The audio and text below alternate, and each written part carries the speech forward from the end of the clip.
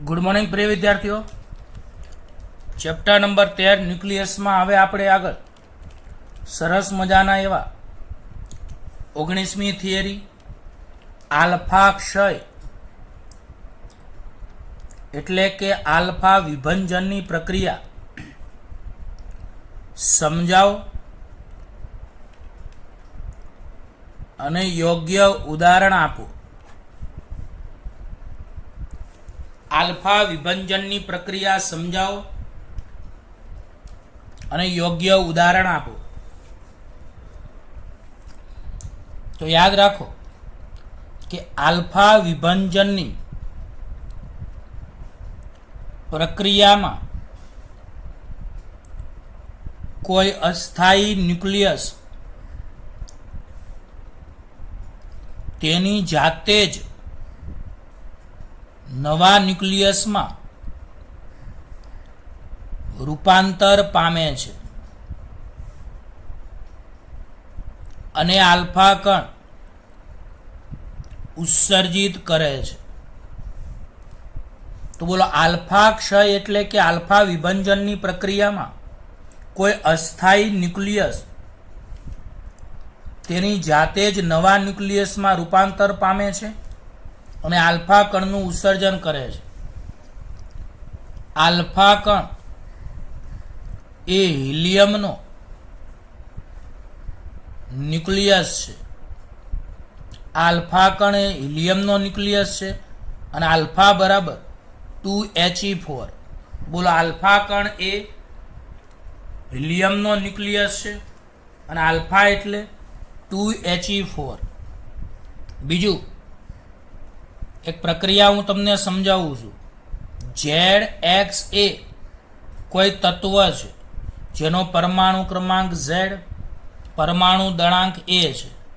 એમાંથી એક આલ્ફા કણ એટલે કે હિલિયમનું ન્યુક્લિયસ 2He4 નું ઉત્સર્જન થાય છે. તો નવું બનતું ન્યુક્લિયસ ધારો કે Y છે, તો એના પરમાણુ ક્રમાંકમાં 2 નો ઘટાડો થાય, પરમાણુ દળાંકમાં 4 નો ઘટાડો થાય છે. તો યાદ રાખજો, જે X છે એ X ને મૂળ ન્યુક્લિયસ છે તેને જનક ન્યુક્લિયસ કહેવાય, એટલે કે જેના ટુકડા થાય છે તે વિભંજન પામતા ન્યુક્લિયસ X ને જનક ન્યુક્લિયસ કહે છે અને નવું બનતું ન્યુક્લિયસ Y છે તેને જનિત ન્યુક્લિયસ કહે છે. તો આ યાદ રાખજો ખાસ કે જે ન્યુક્લિયસના ટુકડા થાય છે એટલે કે વિભંજન થાય છે. તો બોલો, વિભંજન પામતા એટલે કે જેના ટુકડા થાય છે તે ન્યુક્લિયસને, તો વિભંજન પામતા ન્યુક્લિયસને જનક ન્યુક્લિયસ કહે છે અને નવા બનતા ન્યુક્લિયસ Y ને જનિત ન્યુક્લિયસ કહે છે. તો બોલો, નવા બનતા ન્યુક્લિયસને જનિત ન્યુક્લિયસ કહે છે. બોલો, આ આલ્ફા કણ તરીકે ઓળખાય છે હિલિયમનું ન્યુક્લિયસ અને આ પ્રક્રિયામાં Q જેટલી ઉષ્મા મળે છે. તો બોલો, તમે કહી શકો છો કે આલ્ફા ક્ષયમાં નિપજ ન્યુક્લિયસ Y નો પરમાણુ દળાંક એ જનક ન્યુક્લિયસના પરમાણુ દળાંક કરતાં 4 એકમ જેટલો ઓછો હોય છે અને પરમાણુ ક્રમાંક 2 ઓછો હોય છે. તો બોલો, આલ્ફા ક્ષયની ઘટનામાં નવા બનતા જનિત ન્યુક્લિયસનો પરમાણુ દળાંક એ મૂળ જનક ન્યુક્લિયસ કરતાં 4 જેટલો ઓછો અને પરમાણુ ક્રમાંક 2 જેટલો ઓછો હોય છે. તો આ બધું MCQમાં ખાસ આવી શકે, બરાબર યાદ રાખજો. તો બોલો, નવા જે ન્યુક્લિયસના ટુકડા થાય છે એટલે કે જેનું વિભંજન થાય છે, વિભંજન એટલે ટુકડા, તો જે ન્યુક્લિયસનું ટુકડા એટલે કે વિભંજન થાય છે તો આવા વિભંજન પામતા ન્યુક્લિયસને જનક ન્યુક્લિયસ કહે છે. નવા બનતા ન્યુક્લિયસને જનિત ન્યુક્લિયસ કહે છે. અહીં નવા બનતા જનિત ન્યુક્લિયસના પરમાણુ દળાંકમાં જનક ન્યુક્લિયસની સાપેક્ષમાં 4 નો ઘટાડો અને પરમાણુ ક્રમાંકમાં 2 નો ઘટાડો થાય છે. આમ સાઈડમાં તમે લખી શકો છો કે X એટલે જનક ન્યુક્લિયસ. અહીં આપણે એક આલ્ફા ક્ષયનું સમીકરણ આ મુજબ દર્શાવી શકીએ છીએ, જેમાં x એ મૂળ ન્યુક્લિયસ છે જેનું વિભંજન થાય છે એટલે જનક ન્યુક્લિયસ. આ વાય નવું બને છે એટલે એને જનિત ન્યુક્લિયસ કહેવાય છે. અને ક્યુ છે તો ક્યુને જે પ્રક્રિયામાં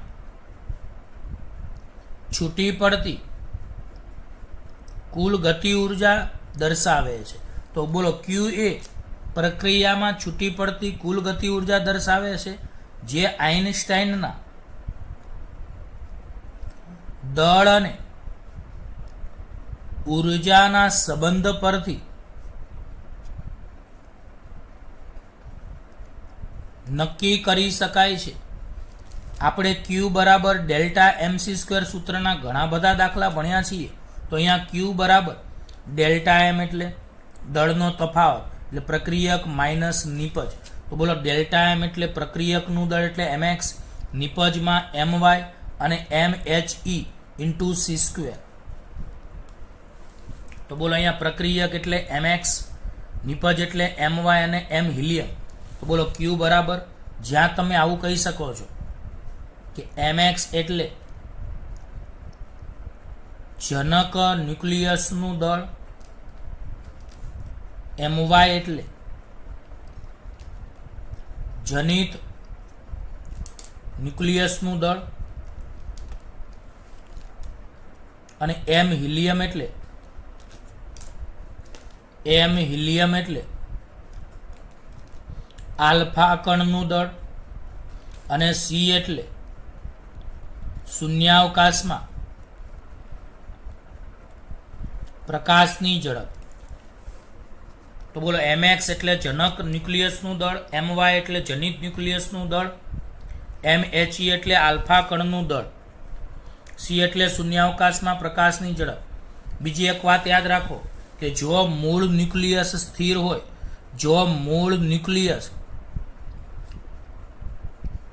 x જો સ્થિર હોય તો ક્યુ એ નિપજોની ગતિ ઉર્જા તરીકે લેવાય છે. જો મૂળ ન્યુક્લિયસ x સ્થિર હોય તો ક્યુ એ નિપજોની ગતિ ઉર્જા તરીકે લઈ શકાય છે.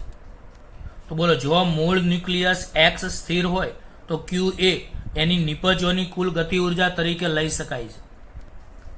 હવે જો તમે કહી શકો છો કે આલ્ફા ક્ષય એટલે આલ્ફા ઉત્સર્જન માટે જો ક્યુ એ ગ્રેટર ધેન 0 હોય એટલે કે ક્યુ ધન હોય તો આ પ્રક્રિયા ઉષ્માક્ષેપક એટલે ઉષ્મા ઉત્પન્ન કરનાર, અને ક્યુ લેસ ધેન 0 એટલે ક્યુ મૂલ્ય ઋણ હોય તો આ પ્રક્રિયાને ઉષ્મા શોષક પ્રક્રિયા તરીકે ઓળખવામાં આવે છે. આનું એક હું બીજું ઉદાહરણ આપું કે 92 યુરેનિયમ 238 માંથી એક આલ્ફા કણ ઉત્સર્જાય તો નવું બનતું ન્યુક્લિયસ થોરિયમ જેના પરમાણુ ક્રમાંકમાં 92 માંથી 2 જાય તો 90 અને 238 માંથી 4 જાય તો 234 અને વત્તા ક્યુ. તો બોલો 92 યુરેનિયમ 238 યુરેનિયમના ન્યુક્લિયસનું વિભંજન થવાથી 90 થોરિયમ 234 અને 2He4 હિલિયમનું ન્યુક્લિયસ બને છે, જેને તમે આલ્ફા કણ કહી શકો છો. અને આ સમીકરણ આ મુજબ લખી શકાય છે, જેમાં ક્યુ એ ઉત્સર્જાતી ઉર્જા છે, જે આઇન્સ્ટાઈનના સૂત્ર અનુસાર ક્યુ બરાબર ડેલ્ટા એમસી સ્ક્વેર એટલે કે ક્યુ બરાબર M uranium minus M thorium minus mhe into C square વડે શોધી શકાય છે. તો આના દાખલા આપણે ઘણા ભણાવેલા છે એટલે જ પહેલાં ભણાવી દીધા છે. તો ક્યુ બરાબર ડેલ્ટા એમસી સ્ક્વેર બોલા. તો બોલો ક્યુ બરાબર ડેલ્ટા એમસી સ્ક્વેર એટલે ક્યુ બરાબર યુરેનિયમનું દળ એટલે પ્રક્રિયકનું દળ માઇનસ નિપજનું દળ એટલે થોરિયમ માઇનસ એમ હિલિયમ. તો ક્યુ બરાબર ડેલ્ટા એમસી સ્ક્વેર એટલે એમ uranium minus M thorium minus M helium into C square. બોલો આટલી ખબર પડી? પાક્કું. હવે પ્રશ્ન નંબર આપણે 20 ભણીએ. પ્રિય વિદ્યાર્થીઓ, પ્રશ્ન નંબર 20 બીટા ક્ષય સમજાવો. બીટા ક્ષય સમજાવો અને ન્યુક્લિયસમાં બીટા કણો ન હોવા છતાં રેડિયો એક્ટિવ ન્યુક્લિયસ બીટા કણોનું ઉત્સર્જન કેવી રીતે કરે છે? અહીં બીટા ક્ષય દરમિયાન રેડિયો એક્ટિવ ન્યુક્લાઇડ કેમ બદલાતા નથી? તો 3 સવાલોનો આપણે જવાબ આપીએ. આ પણ બહુ સરસ મજાની થિયરી છે. તો બોલો, બીટા ક્ષય સમજાવો. અને ન્યુક્લિયસમાં બીટા કણો ન હોવા છતાં રેડિયો એક્ટિવ ન્યુક્લિયસ બીટા કણોનું ઉત્સર્જન કેવી રીતે કરે છે? અહીં બીટા ક્ષય દરમિયાન રેડિયો એક્ટિવ ન્યુક્લાઇડ કેમ બદલાતા નથી? તો સૌ પ્રથમ તો આપણે સમજીએ કે ન્યુક્લિયસમાંથી સ્વતઃ એટલે કે આપમેળે ઇલેક્ટ્રોન, જેને બીટા માઇનસ એટલે ઋણ બીટા કણ કહેવાય, અથવા પોઝિટ્રોન, જેને ધન બીટા કણ એટલે કે બીટા પ્લસ કહેવાય, નું ઉત્સર્જન કરે તે પ્રક્રિયાને બીટા ક્ષય તરીકે ઓળખવામાં આવે છે. તો બોલો, ન્યુક્લિયસમાંથી સ્વતઃ એટલે કે કોઈ પણ પ્રક્રિયા કર્યા સિવાય, ન્યુક્લિયસમાંથી સ્વતઃ એટલે કોઈ પણ પ્રક્રિયા કર્યા સિવાય આપમેળે ઇલેક્ટ્રોન એટલે કે બીટા માઇનસ કણ અથવા પોઝિટ્રોન એટલે કે બીટા પ્લસ કણનું ઉત્સર્જન કરે તે પ્રક્રિયાને બીટા ક્ષય તરીકે ઓળખવામાં આવે છે. બીજી એક વાત, આલ્ફા ક્ષય અને બીટા ક્ષય એ ચોક્કસ વિભંજન પ્રક્રિયા છે અને આ પ્રક્રિયા રેડિયો એક્ટિવ ક્ષયના નિયમનું પાલન કરતી આંકડાકીય પ્રક્રિયા છે. તો બોલો, આલ્ફા ક્ષય અને બીટા ક્ષય એ ચોક્કસ વિભંજન પ્રક્રિયા છે અને તે રેડિયો એક્ટિવ ક્ષયના નિયમનું પાલન કરતી આંકડાકીય પ્રક્રિયા છે. આવા ક્ષયને અર્ધ આયુ T½ વડે લાક્ષણિક રીતે પણ રજૂ કરાય છે. બીજું, બીટા માઇનસ ક્ષયમાં ઇલેક્ટ્રોનના ઉત્સર્જનની સાથે એન્ટી ન્યુટ્રિનો વિબાર કણ ઉત્સર્જાય છે અને ધન બીટા કણ એટલે બીટા ક્ષયમાં પોઝિટ્રોનની સાથે ન્યુટ્રિનો નામનો કણ પણ, જેને V વડે દર્શાવાય છે, એ ઉત્સર્જાય છે. તો બરાબર ધ્યાન રાખજો કે બીટા માઇનસ ક્ષયમાં ઇલેક્ટ્રોન, બીટા માઇનસ એટલે ઇલેક્ટ્રોન, તો બોલો, બીટા માઇનસ ક્ષય એમાં ઇલેક્ટ્રોનના ઉત્સર્જનની સાથે એન્ટી ન્યુટ્રિનો અને બીટા પ્લસ ક્ષયમાં પોઝિટ્રોનની સાથે ન્યુટ્રિનો પણ ઉત્સર્જાય છે. સીધી ભાષામાં બીટા માઇનસ એટલે ઇલેક્ટ્રોન, તો બીટા માઇનસ ક્ષયમાં એટલે કે ઇલેક્ટ્રોન ક્ષયમાં ઇલેક્ટ્રોનના ઉત્સર્જનની સાથે એન્ટી ન્યુટ્રિનો વિબાર અને બીટા પ્લસ ક્ષય એટલે પોઝિટ્રોનના ક્ષયમાં પોઝિટ્રોનની સાથે ન્યુટ્રિનો V પણ ઉત્સર્જાય છે. હવે પ્રિય વિદ્યાર્થીઓ, આ ન્યુટ્રિનો અને એન્ટી ન્યુટ્રિનો કણોની આપણે જો વાત કરીએ તો ન્યુટ્રિનો અને એન્ટી ન્યુટ્રિનો એ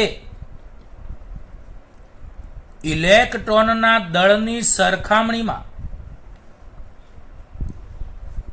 ખૂબ જ ઓછું એટલે કે શૂન્ય દળ ધરાવતા કણો છે.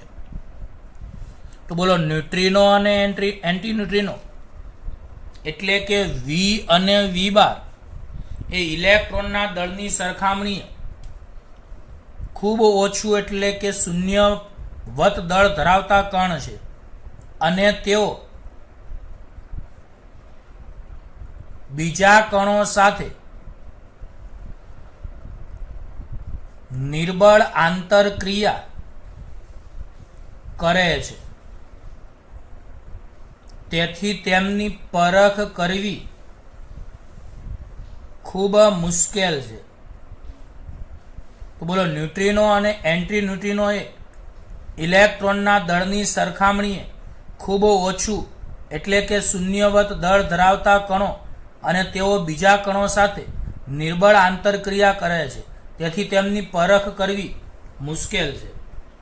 તો ન્યુટ્રિનો અને એન્ટી ન્યુટ્રિનો એ ઇલેક્ટ્રોનની સરખામણીમાં ખૂબ જ ઓછું દળ, શૂન્ય દળ ધરાવતા કણો છે અને તેઓ બીજા કણો સાથે નિર્બળ આંતરક્રિયા કરે છે. એટલે બીજા કણો સાથે પ્રક્રિયા કરતા જ નથી. તો એ બીજા કણો સાથે નિર્બળ આંતરક્રિયા એટલે ખાસ પ્રક્રિયા કરતા જ નથી, તેથી તેમની પરખ કરવી ખૂબ જ મુશ્કેલ છે. બીજું, ન્યુટ્રિનો અને એન્ટી ન્યુટ્રિનો એ દ્રવ્યના વિપુલ જથ્થામાંથી કોઈ પણ આંતરક્રિયા વગર આર પાર પસાર થઈ શકે છે. તો બોલો, ન્યુટ્રિનો અને એન્ટી ન્યુટ્રિનો એ દ્રવ્યના ખૂબ જ મોટા વિપુલ જથ્થામાંથી કોઈ પણ આંતરક્રિયા કર્યા વગર આર પાર પસાર થઈ શકે છે.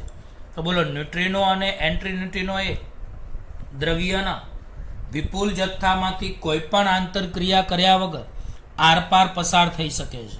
હવે આપણે પહેલા પ્રક્રિયામાં બીટા માઇનસ ક્ષયની પ્રક્રિયા ભણીએ.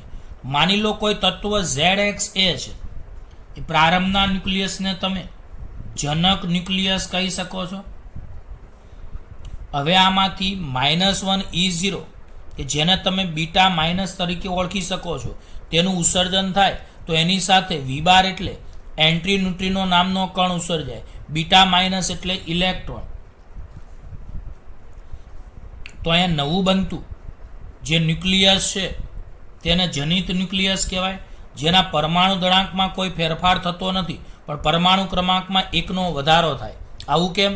તો બંને બાજુ પરમાણુ દળાંક અને પરમાણુ ક્રમાંકનું સંરક્ષણ થવું જોઈએ. તો અહીં A બરાબર A+0 એટલે A, Z બરાબર Z+1 -1 એટલે +1 -1 ઉડી જાય તો Z વધે.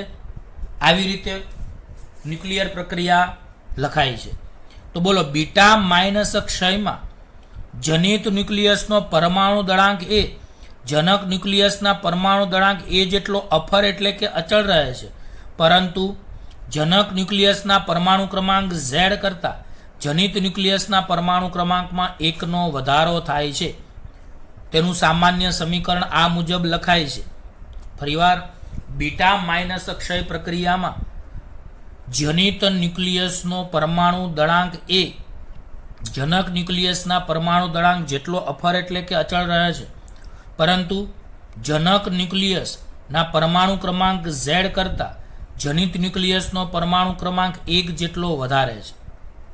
તેનું સામાન્ય સમીકરણ આ મુજબ છે. ZXA gives to Z+1YA ±1E0 + V બાર, જ્યાં X જનક ન્યુક્લિયસ, Y જનિત ન્યુક્લિયસ, ઇલેક્ટ્રોન એટલે બીટા માઇનસ કણ અને V બાર એટલે એન્ટી ન્યુટ્રિનો. એને ઇલેક્ટ્રોન એન્ટી પાર્ટિકલ કહેવાય છે. તેનો એન્ટી ન્યુટ્રિનોને દળ હોતું નથી, વિદ્યુત ભાર પણ હોતો નથી, પરંતુ તેની સ્પિન ±1/2 હોય છે. તો બોલો, એન્ટી ન્યુટ્રિનો નામના કણને, જેને ઇલેક્ટ્રોનનો એન્ટી પાર્ટિકલ કહેવાય છે, તો બોલો V બાર એટલે ઇલેક્ટ્રોનનો એન્ટી પાર્ટિકલ, જેને એન્ટી ન્યુટ્રિનો કહેવાય છે. તેને દળ હોતું નથી, વિદ્યુત ભાર હોતો નથી, પરંતુ તેની સ્પિન ±1/2 હોય છે. આનું એક ઉદાહરણ આપણે આપીએ તો 92 phosphorus 32 gives to 16 sulphur 32 +E- + V બાર. તો બોલો, આને કહેવાય બીટા માઇનસ, આને કહેવાય એન્ટી ન્યુટ્રિનો, સલ્ફરને કહેવાય જનિત ન્યુક્લિયસ અને ફોસ્ફરસને કહેવાય જનક ન્યુક્લિયસ. બોલો, અહીં પરમાણુ દળાંક 32 બદલાતો નથી, પણ પરમાણુ ક્રમાંકમાં એકનો વધારો થાય છે. અને આ પ્રક્રિયાનો અર્ધ આયુ MCQ માટે યાદ રાખજો 14.3 દિવસ હોય છે. બોલો, આ પ્રક્રિયાનો અર્ધ આયુ T1 up to એ 14.3 દિવસ હોય છે. તો આ ઉદાહરણ તમારે લખવાનું છે. ત્યાર પછી બીટા પ્લસ ક્ષયની પ્રક્રિયા. તો બોલો આ પ્રક્રિયામાં ZXA એને તમે જનક ન્યુક્લિયસ કહી શકો છો. એમાંથી પેમ્પલેટમાં થોડી મિસ્ટેક છે, +1E0 આવશે. જે -1E0 છે અહીંયા -1E0 છે તે અહીંયા પ્લસ આવશે. તો +1E0 જેને તમે ધન બીટા કણ કહી શકો છો, અને V એટલે ન્યુટ્રિનો, આને તમે પોઝિટ્રોન કહી શકો છો. અહીં નવું તત્વ Y જેને તમે જનિત ન્યુક્લિયસ કહો છો. તો અહીંયા તમારે પરમાણુ દળાંક તો બદલાતો નથી, પરંતુ પરમાણુ ક્રમાંકમાં એકનો ઘટાડો થાય છે. કારણ કે Z બરાબર Z -1 + 1 1 1 ઉડી જાય એટલે Z, A બરાબર A + 0 એટલે A. તો તમે કહી શકો છો કે બીટા પ્લસ ક્ષય ની પ્રક્રિયામાં જનિત ન્યુક્લિયસનો પરમાણુ દળાંક એ જનક ન્યુક્લિયસના પરમાણુ દળાંક જેટલો જ રહે છે, પરંતુ જનક ન્યુક્લિયસના પરમાણુ ક્રમાંક કરતાં જનક ન્યુક્લિયસના પરમાણુ ક્રમાંક Z કરતાં જનિત ન્યુક્લિયસનો પરમાણુ ક્રમાંક એક ક્રમ જેટલો ઘટે છે. તેનું સામાન્ય સમીકરણ આ મુજબ લખાય છે, જ્યાં X જનક ન્યુક્લિયસ, Y જનિત ન્યુક્લિયસ, અહીંયા -1E0 પેમ્પલેટમાં છપાણું છે, ત્યાં તમારે અહીંયા +1E0 કરવાનું છે. તો +1E0 એ બીટા પ્લસ એટલે કે પોઝિટ્રોન નામનો કણ છે, અને V એ પોઝિટ્રોનનો એન્ટી કણ છે. એન્ટી પાર્ટિકલ, પાર્કલ લખ્યું છે પેમ્પલેટમાં, તે એન્ટી પાર્ટિકલ આવશે. Anti particle. તો બોલો પોઝિટ્રોનનો એન્ટી પાર્ટિકલ એટલે ન્યુટ્રિનો. તેને દળ હોતું નથી, વિદ્યુત ભાર પણ હોતો નથી, પરંતુ તેની સ્પીડ ±1/2 જેટલી હોય છે. બીજું આનું ઉદાહરણ 11 સોડિયમ 22 ⁻10 નિયોન 22 +E+ અને +V. તો બોલો આમાં તમે આને કહી શકો છો જનિત ન્યુક્લિયસ, આને કહી શકો છો જનક ન્યુક્લિયસ. જનિત ન્યુક્લિયસના પરમાણુ દળાંકમાં જનક ન્યુક્લિયસના પરમાણુ દળાંક જેટલો જ હોય છે, પરંતુ જનિત ન્યુક્લિયસનો પરમાણુ ક્રમાંક એ જનક ન્યુક્લિયસના પરમાણુ ક્રમાંક કરતાં 1 જેટલો ઓછો થાય છે. અને આનો અર્ધ આયુ યાદ રાખજો 2.6 વર્ષ. એટલે આ ઉપરની પ્રક્રિયા જે છે બીટા માઇનસ ક્ષયની, એ પ્રક્રિયા પણ તમારે યાદ રાખવાની છે. અને આનો અર્ધ આયુ 14.3 દિવસ, અને બીટા પ્લસની પ્રક્રિયા છે જેનો અર્ધ આયુ 2.6 વર્ષ છે, T1/2. આમ પ્રિય વિદ્યાર્થીઓ, તમે એવું કહી શકો છો કે બીટા ક્ષયમાં ન્યુટ્રોનનું પ્રોટોનમાં, બીટા ક્ષયમાં ન્યુટ્રોનનું પ્રોટોનમાં અને પ્રોટોનનું ન્યુટ્રોનમાં રૂપાંતર થતું હશે તો જ પરમાણુ ક્રમાંકમાં એકનો વધારો અને પરમાણુ ક્રમાંકમાં એકનો ઘટાડો થતો હશે.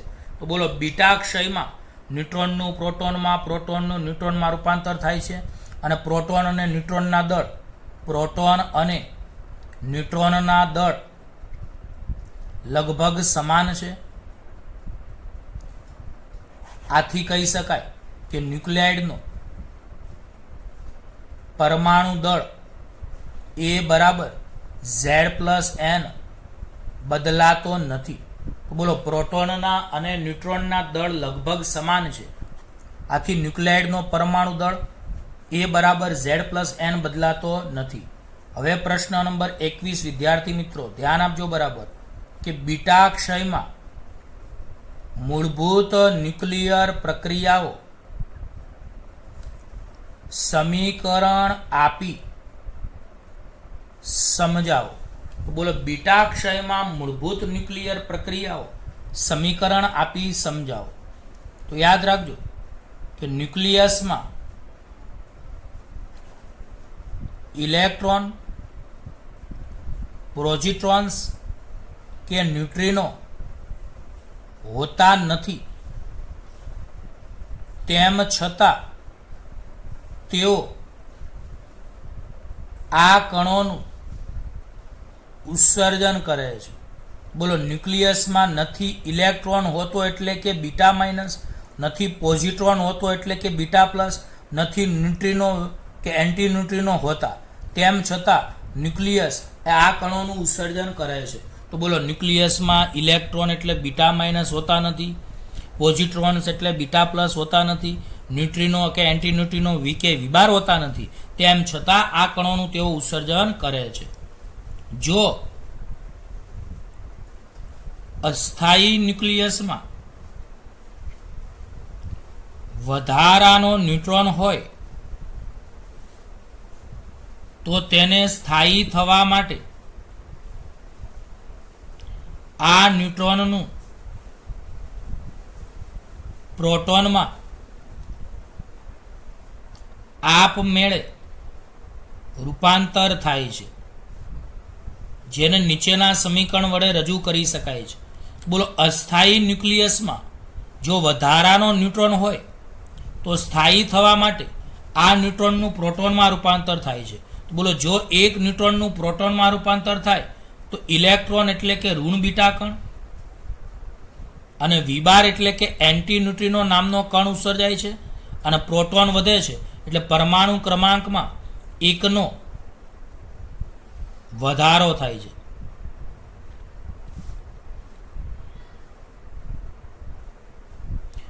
તો યાદ રાખજો કે એક ન્યુટ્રોનનું એક પ્રોટોનમાં રૂપાંતર થાય તો ઋણ બીટા કણ એટલે કે ઇલેક્ટ્રોન અને વિબાર એટલે કે એન્ટી ન્યુટ્રિનો ઉત્સર્જાય છે અને આમાં પ્રોટોન એક વધે છે એટલે આમાં પરમાણુ ક્રમાંકમાં એકનો વધારો થાય છે.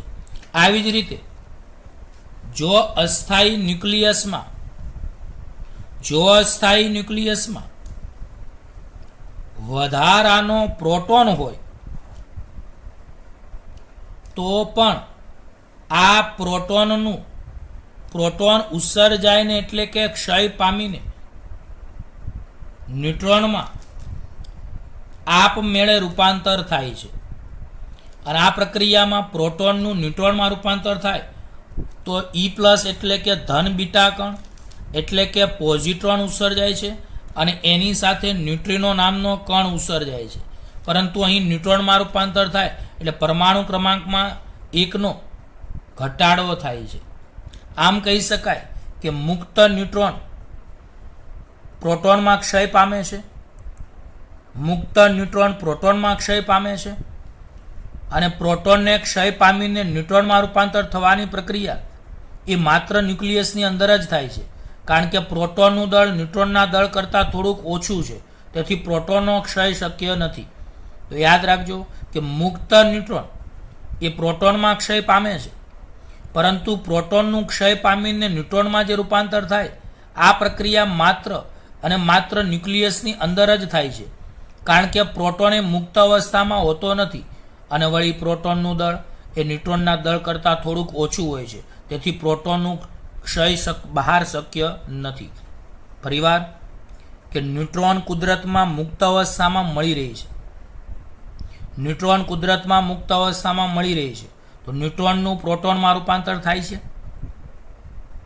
તો મુક્ત ન્યુટ્રોનનું પ્રોટોનમાં ક્ષય પામે છે, પણ પ્રોટોનને ક્ષય પામીને ન્યુટ્રોનમાં રૂપાંતર થવાની જે પ્રક્રિયા છે એ માત્ર ન્યુક્લિયસની અંદર જ થાય છે, કારણ કે પ્રોટોનનું દળ ન્યુટ્રોનના દળ કરતાં થોડુંક ઓછું હોય છે, તેથી પ્રોટોનનો ક્ષય શક્ય નથી. તો પ્રિય વિદ્યાર્થીઓ, આ થિયરીમાં આપણે આલ્ફા ક્ષય અને બીટા ક્ષય તમને ભણાવેલું છે. ઓકે, હવે પ્રિય વિદ્યાર્થીઓ એક નાનો સવાલ ભણી લઈએ. પ્રશ્ન 25.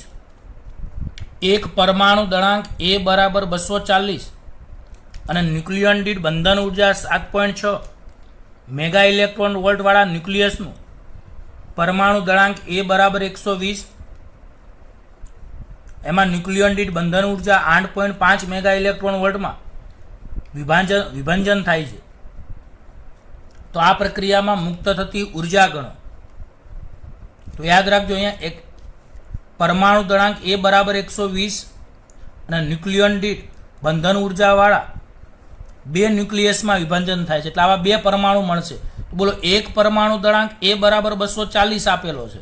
માની લો કે કોઈ તત્વ X છે જેનો પરમાણુ દળાંક 240 છે, જેમાંથી કોઈ X1 તત્વ અને X2 તત્વ મળે છે જેના પરમાણુ દળાંક 120 છે અને પ્રક્રિયાની ઉર્જાને આપણે Q વડે દર્શાવીએ. તો બોલો, આની ન્યુક્લિયન દીઠ બંધન ઉર્જા 7.6 મેગા ઇલેક્ટ્રોન વોલ્ટ અને આની ન્યુક્લિયન દીઠ બંધન ઉર્જા 8.5. તો તમે આની ઉર્જા 240 ગુણ્યા 7.6 એટલે આને તમે EB1N1 કીધેલી છે. તો બોલો એ બરાબર 240 વાળા ન્યુક્લિયસની બંધન ઉર્જા બરાબર પરમાણુ દળાંક 240 એટલે ન્યુક્લિયોનની કુલ સંખ્યા 240 ગુણ્યા ન્યુક્લિયોન દીઠ ઉર્જા 7.6 7.6 ગુણ્યા 240 એટલે 1824 મેગા ઇલેક્ટ્રોન વોલ્ટ આવે. આ જ રીતે એ બરાબર 120ના બે વિખંડન ટુકડાઓની બંધન ઉર્જા બરાબર 2 વાર 120 ગુણ્યા 8.5 એટલે 2040 મેગા ઇલેક્ટ્રોન વોલ્ટ EBN2 આવી. તો બોલો મુક્ત થતી ઉર્જા બરાબર અંતિમ ઉર્જા EBN2 માઇનસ પ્રારંભિક ઉર્જા EBN1. તો આને કહેવાય નિપજની કુલ ઉર્જા. તો આની 1020 આવે મેગા ઇલેક્ટ્રોન વોલ્ટ, આની 1020 મેગા ઇલેક્ટ્રોન વોલ્ટ આવે. બંનેનો સરવાળો કરો તો 2040 મેગા ઇલેક્ટ્રોન વોલ્ટ. આને તમે EBN2 કહી શકો છો અને આની તમે 1824 મેગા ઇલેક્ટ્રોન વોલ્ટ આવે ગુણાકાર કરો તો આને EBN1 કહી શકો છો. અને આપણે ઉર્જા શોધીએ તો મુક્ત થતી ઉર્જા બરાબર અંતિમ ઉર્જા નિપજની માઇનસ પ્રક્રિયકની એટલે 2040 માઇનસ 1824 એટલે 216 મેગા ઇલેક્ટ્રોન ઉર્જા કેવી થાય? મુક્ત થાય. તો બોલો જેનો પરમાણુ દળાંક એ 240 અને જેની ન્યુક્લિયોન દીઠ બંધન ઉર્જા 7.6 મેગા ઇલેક્ટ્રોન વોલ્ટ હોય આવા ન્યુક્લિયસનું 120 પરમાણુ દળાંક અને જેની ન્યુક્લિયોન દીઠ બંધન ઉર્જા 8.5 મેગા ઇલેક્ટ્રોન વોલ્ટ હોય એવા બે ન્યુક્લિયસમાં વિભાજન થાય છે. તો મુક્ત થતી ઉર્જા કેટલી? તો એ બરાબર 240 વાળા ન્યુક્લિયસની બંધન ઉર્જા. તો એક ન્યુક્લિયોન દીઠ 7.6 તો 240ની તો 240 ગુણ્યા 7.6 એટલે 1824 મેગા ઇલેક્ટ્રોન વોલ્ટ EBN1. આ જ રીતે એક ન્યુક્લિયોનની 8.5 તો 120ની 120 ગુણ્યા 8.5 1020 આવું બે વાર એટલે 2 વાર 120 ગુણ્યા 8.5 2040 આ અંતિમ ઉર્જા. તો આમ મુક્ત થતી ઉર્જા EBN2 minus EBN1 2040 minus 1824 216 mega electron volt. હવે બાકીનું પ્રિય વિદ્યાર્થીઓ આપણે આની પછીના લેક્ચરમાં ભણીશું. બરાબર, ધન્યવાદ.